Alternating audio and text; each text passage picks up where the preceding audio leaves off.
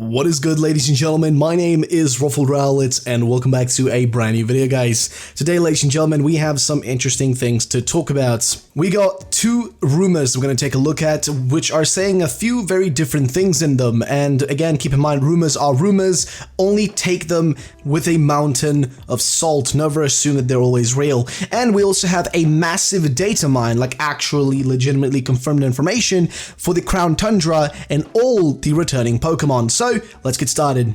So I thought we would start this video off with the two rumors. Now there are two distinct different ones. I'm going to cover one first and then the second one, and then we're going to finish the video with the data mine. So let's get started here. First up, Pokemon Golden Past and Pokemon Silver Future. This was posted essentially today on the 20th of June, and basically this person saying that we're going to get Pokemon Golden Past and Pokemon Silver Future, which are sequels to Gold and Silver. Feels like a Black and White 2 situation. All new storyline. Graphics are like Link's Awakening meets Octopath Traveler. That sounds a little bit odd in terms of the graphics. Now, pixels are incorporated, some cool depth effects, etc. Shockingly good looking. Now, this to me actually sounds pretty awesome. Like, okay, like I know some of you might be like, oh no, I want more futuristic, more realistic style, but I do like kind of like a little bit cartoony way of Link's Awakening with the way it looks, and Octopath Traveler looks really, really cool. It's like a very unique looking game, and I think, something like that wouldn't really be a problem for me, though of course I wouldn't mind a general 3D Pokemon game. But as for the concept of like Gold and Silver remakes, well, they would really need to do a lot of good features and good work there to make them stand up to the quality of like Heart Gold, Soul Silver.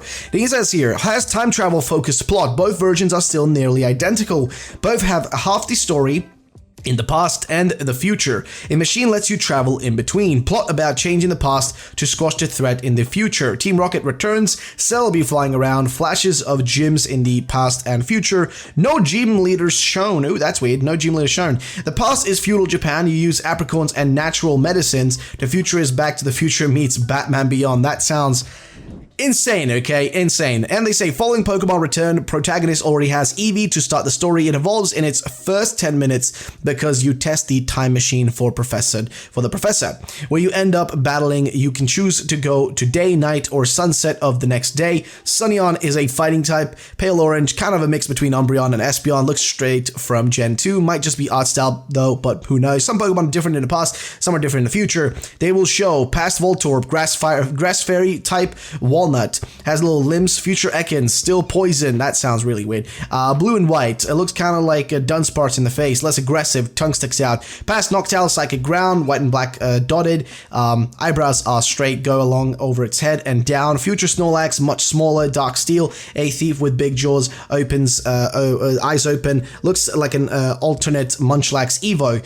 Old characters return, but not exactly. Ancestors and descendants. The Oak in the past is funny. New app is Pokewalker 2 with some AR capabilities, futuristic in style. You'll be able to transfer Pokemon over. And yeah, they say here like tease for the past versions of Gen 2 starters at the something, but I don't actually get the extra images here. So a big thank you, by the way, to the person who sent me this information, which is Acebreak.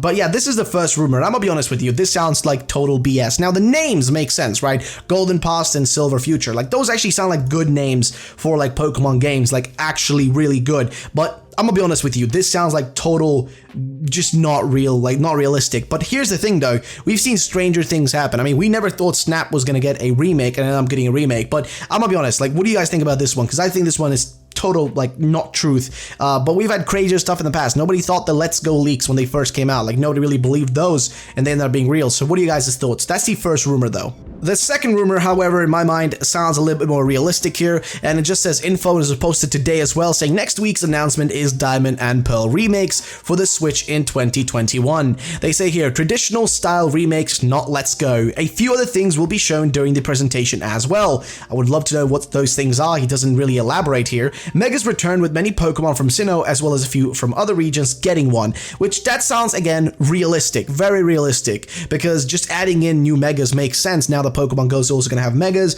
It all just really makes sense. They say here next then, no wild area included to keep it true to the originals, which that is fair, but also I think it's going to piss off a few people, but yeah, that's actually fair in my mind. Pokemon follow you, but it doesn't lag like in the DLC. It's like it was in Pikachu and Eevee, which that would be fantastic if true, because, well, the DLC has a massive issue, which is the lag that is there.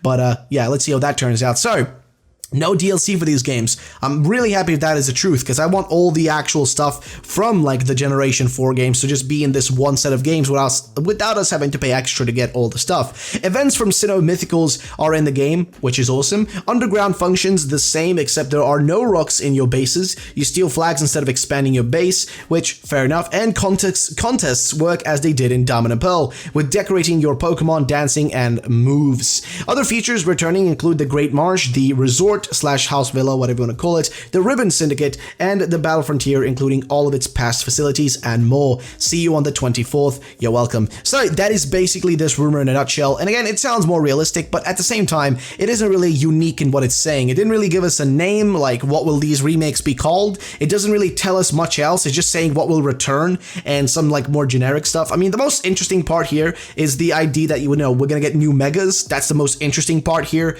But beyond that, what else is there really here? There's really not much else being mentioned, and that's where I feel like this rumor kind of falters in its legitimacy, right? It's just like not much else here to really look at. So yeah, what do you guys think about this? What are your thoughts and opinions? Let me know in the comment section down below. But that is the last rumor we're going to cover, and now we're going to go over to the data mines, the actual real info about the Crown Tundra. So let's talk about that.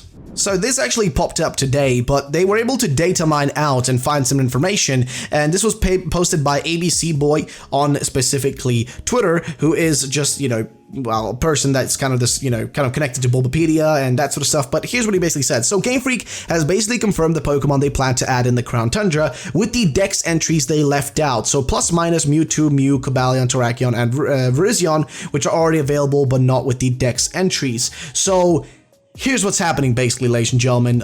They left in files in the Isle of Armor. Now with the latest update with the Isle of Armor, in the update, they basically included a bunch of Crown Tundra information. And if you want to know if this is true or not, well, I'd be honestly just recommending you to check out Centro Pokemon Leaks on Twitter, because they've been literally posting images of actual stuff from the Crown Tundra, like where the map's going to be located. But not just that, also other stuff like literally Peony's daughter, and also 2 brand new Pokemon that are going to be legendaries essentially, that are going to be connected to Calyrex, have also been essentially leaked from this data mine. But what's most interesting for me though is that we now know basically every Pokemon that is going to return. So I thought we'd just quickly go through the list here, because there's quite a few Pokemon. I'll put even like an image kind of here, like an infographic type of thing, so you guys can kind of see the list of all the Pokemon if you don't want to listen to me like going through them. But here's basically the list though. We got the Nidoran line, so you know, Nidoqueen, Nidoking, etc. We got those. We got Zubat, Golbat, we got Jinx, Electabuzz, Magmar, Omanite, as well as its evolution line, Kabuto, Kabutops, Ardactyl, Articuno,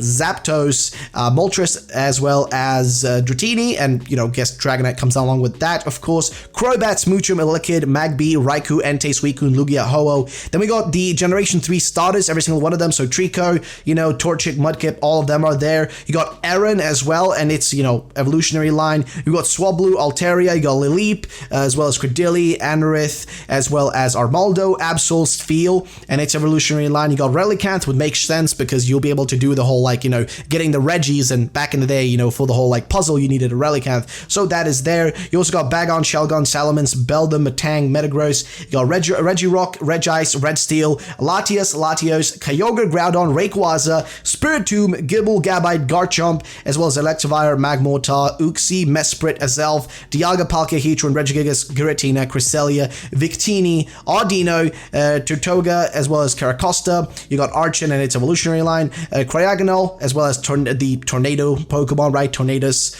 Thunderous, and Landorus. You got Genesect, you've got Tyrant, Tyrantrum, as well as the Amaru line. You got Carbink, you got Xerneas, Yveltal, Zygarde, Diancie, Volcanion, Tapus, all the Tapus are here, as well as all the Ultra Beasts. So Ultra Beasts are back, and the Ultra Beast makes sense because there isn't like a chapter in the, you know, Crown Tundra that's going to feature the Ultra Beasts. So basically, we now know every single returning Pokemon, and it's kind of crazy that they left this stuff in there and didn't like scrub this data out, because not everything is here, right? I mean, the Dex is basically confirmed now. We know what we're gonna get, and we know what we're not gonna get. But so far, they haven't really been able to find like extra information, like the actual, like they haven't been able to find the actual Crown Tundra, because that isn't added yet. The whole like world part of it is gonna be implemented later, but we know like where it's located and kind of like how it's like sort of positioned and stuff. But not just that, we also know a lot of the characters that will be there, as well well as essentially the full Pokedex. So yeah, that's basically it. Like, there's really not much else being included here. Like, that's the sad part. There doesn't seem to be like any more like Galarian forms besides maybe like Galarian Slowking,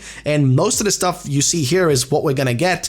You know, maybe some minor things aren't included because they will be added in the actual next patch, or you know, whenever they put out the next DLC, I guess, the Crown Tundra. That's when like more of the stuff is gonna be added. But for now, we basically know most of the Pokemon that are gonna be returning, and yeah, it's mostly just legendaries for the raids and stuff, and I guess for the story elements, but there's really not much else beyond that. And I mean, the Crown Tundra does look larger than the Isle of Armor, but what do you guys think? Like, what are you guys' thoughts? How do you feel about this all? Let me know in the comment section down below, because, I mean, I don't know. It's all really strange, to be frankly honest with you guys. So yeah, that is basically the end of the video, ladies and gentlemen. This one had to be put together really quickly because, well, this is going to be probably posted after I'm finishing my stream, which was joined by Sylph Spectre. We can just have a little bit of fun talking about some Pokemon stuff. But yeah, thank you so much for watching. Have a great day, and bye-bye, ladies and gentlemen.